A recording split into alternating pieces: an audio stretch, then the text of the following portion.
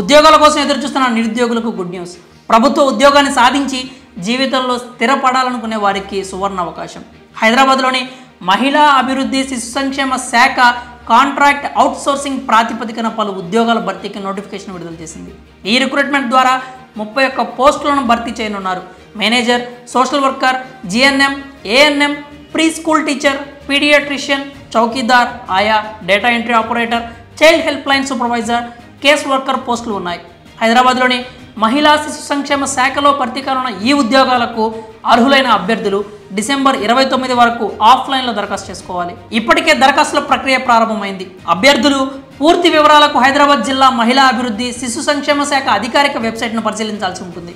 మొత్తం 31 పోస్టులు ఖాళీగా ఉండగా ఇందులో మేనేజర్ పోస్టులు 4, సోషల్ వర్కర్ పోస్టులు 3, జిఎన్ఎం పోస్ట్ 1, ఏఎన్ఎం పోస్టులు 3, pre school teacher post 1, pediatrician post 1, చౌకీదార్ పోస్టులు 2, ఆయా పోస్టులు 2, data entry operator post 1, child help line supervisor పోస్టులు 2, కేస్ వర్కర్ పోస్టులు 11 ఉన్నాయి.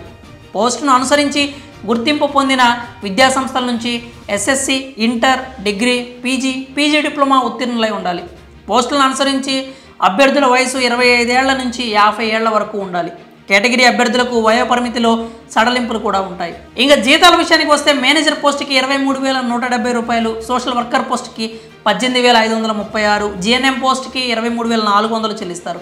ఏఎన్ఎం పోస్టుకి 13,240, ప్రీ స్కూల్ టీచర్కి 13,000, పీడియాట్రిషియన్ పోస్టుకి 87,750 రూపాయలు, చౌకీదార్ పోస్టుకి 14,500 చెల్లిస్తారు.